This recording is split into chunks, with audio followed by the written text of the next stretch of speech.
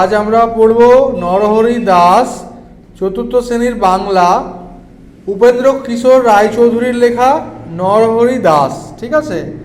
যেখানে মাঠের পাশে বন আছে আর বনের ধারে মস্ত পাহাড় আছে, সেইখানের একটা গর্তের ভিতরে একটা ছাগলছানা থাকতো। হ্যাঁ, সে তখনও বড় হয়নি, তাই গর্তের বাইরে যেতে পেত না। বাইরে যেতে চাইলে তার মা বলতো, যাস নে, ভালুকে ধরবে, বাঘে নিয়ে যাবে, সিংহে খেয়ে ফেলবে। তা শুনে তার ভয় হতো আর সে চুপ করে গর্তের ভিতরে বসে থাকতো। আমাদের কেমন ছোটবেলায় মারা বাইরে বেরোতে বারণ করে, যে কোনো গাড়ির সাথে ধাক্কা লেগে যেতে পারে বা কেউ ধরে নিয়ে চলে যেতে পারে, তেমনি ছাগলছানাটাও যেহেতু ছোট ছিল, ছাগলছানাটার মাও তাকে বারণ করতো। ঠিক আছে। তারপর সে একটু বড় হলো, তার ভয়ও কমে গেল। ঠিক আছে। এই যে তুমি এখন এখানে পড়তে এসছো, ছোটবেলায় কি এরকম এতটা দূরে পড়তে আসতে না। এখন তুমি কার সাথে এসছো? বাবার সাথে। আরও যখন বড় হবে তখন তুমি কার সাথে আসবে? একাই আসবে। ঠিক, হ্যাঁ, রেশাদের মতো। তাহলে এই যে তুমি একা আসবে, তখন তোমার ভয় কমে যাবে, তাই তুমি তখন একা আসবে। এই রকমই মানে তখন তুমি একটু সাহসী হবে। ঠিক আছে। এখানে বলছে কি, দেখো সেই রকম ছাগল ছানাটারও ভয় কমে গেল। তখন তার মা বাইরে চলে গেলেই সে গর্তের ভিতর থেকে উঁকি মেরে দেখতো। শেষে একদিন একেবারে গর্তের বাইরে চলে এলো। ঠিক আছে। সেইখানে এক মস্ত ষাঁড় ঘাস খাচ্ছিল। ছাগলছানা আর এত বড় জন্তু কখনো দেখেনি, কিন্তু তার সিং দেখেই সে মনে করে নিল ওটাও ছাগল। হ্যাঁ, দিচ্ছে আমারও সিং আছে, তারও সিং আছে, তাহলে সেটাও ছাগল। ও বলছে কি, খুব ভালো জিনিস খেয়ে এত বড় হয়েছে, তাই সে ষাঁড়ের কাছে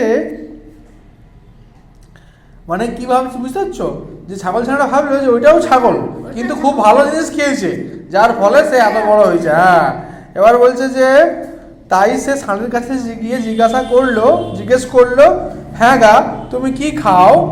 ষাঁড় বললে, আমি ঘাস খাই। ছাগল ছানা বললে, ঘাস তো আমার মাও খায়, সে তো তোমার মতো এত বড় হয়নি। ষাঁড় বললে, আমি তোমার মায়ের চেয়ে ঢের ভালো ঘাস অনেক বেশি করে খাই। ছাগল ছানা বলল, সে ঘাস কোথায়? ষাঁড় বললে, ওই বনের ভেতরে। ছাগল ছানা বললে, আমাকে সেখানে নিয়ে যেতে হবে। একথা শুনে ষাঁড় তাকে নিয়ে গেল। সেই বনের ভিতরে খুব চমৎকার ঘাস ছিল। ছাগল ছানার পেটে যত ঘাস ধরল সে তত ঘাস খেলো। খেয়ে তার পেট এমন ভারী হলো যে সে আর চলতে পারে না। সন্ধে হলে ষাঁড় এসে বলল, এখন চলো বাড়ি যাই। কিন্তু ছাগল ছানা কী করে বাড়ি যাবে? সে চলতেই পারে না। তাই সে বললে, তুমি যাও, আমি কাল যাব। তখন ষাঁড় চলে গেল। ছাগল ছানা একটা গর্ত দেখতে পেয়ে তার ভিতরে ঢুকে রইল। সেই গর্তটা ছিল এক শিয়ালের। সে তার মামা বাঘের বাড়ি নিমন্ত্রণ খেতে গেছিল। হ্যাঁ, অনেক রাতে ফিরে এসে দেখে তার গর্তের ভিতর কি রকম একটা জন্তু ঢুকে রয়েছে। ছাগল ছানাটা কালো ছিল, তাই শিয়াল অন্ধকারের ভিতর ভালো করে দেখতে পেল না। সে ভাবলো বুঝি রাক্ষস হবে। এটা মনে করে সে ভয়ে ভয়ে জিজ্ঞেস করলো, গর্তের ভিতর কেউ? ছাগল ছানাটা ভারী বুদ্ধিমান ছিল।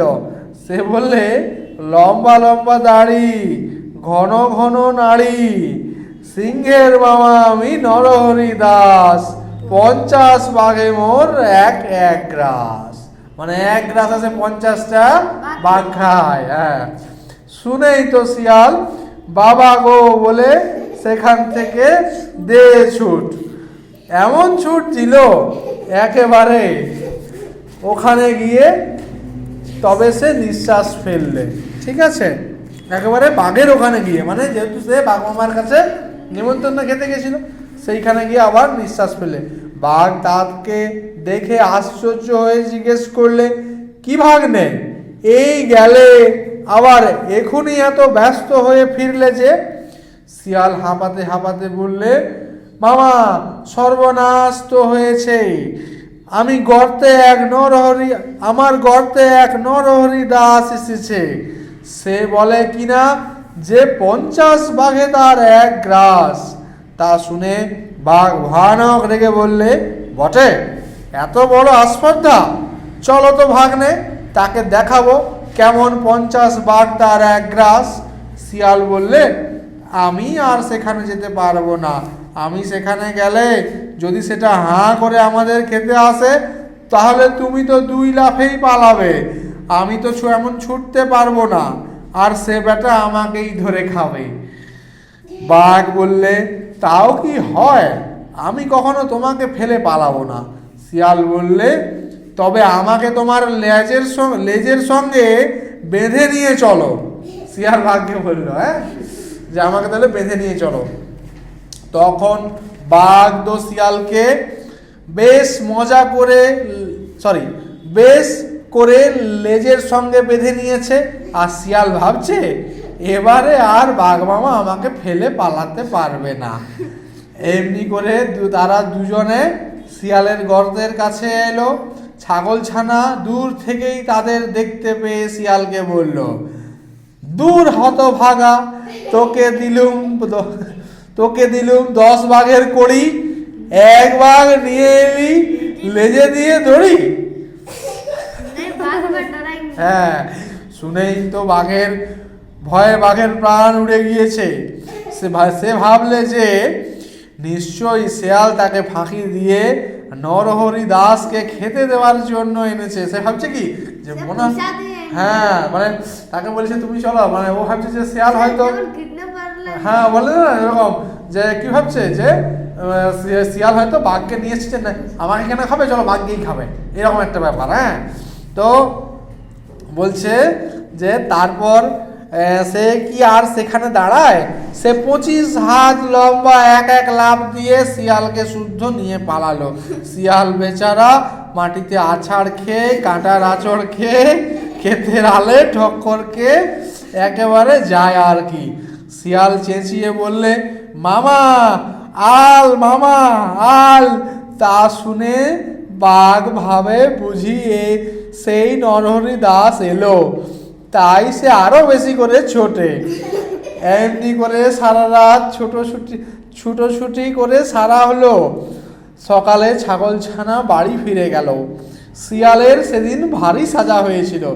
সেই থেকে বাঘের উপর তার এমনি রাগ হলো যে সে রাগ আর কিছুতেই গেল না। তা কেমন লাগলো আজকে নরহরি দাস? ভালো লেগেছে? ঠিক। এবার তোমরা একটা কি করবে, এইখান থেকে কোশ্চেনগুলো বাড়ি থেকে করে নিয়ে আসবে, ঠিক আছে? হ্যাঁ গা, তুমি কে খাও?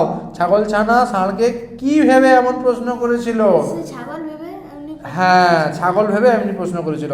গল্পে বাঘ হলো শিয়ালের মামা, আর নরহরি দাস নিজেকে কার মামা দাবি করলো? ঠিক। তাহলে এইভাবে তুমি কি করবে, খাতায় এই কোশ্চেনগুলো লিখে আনবে, পরের দিন চেক করব, ঠিক আছে?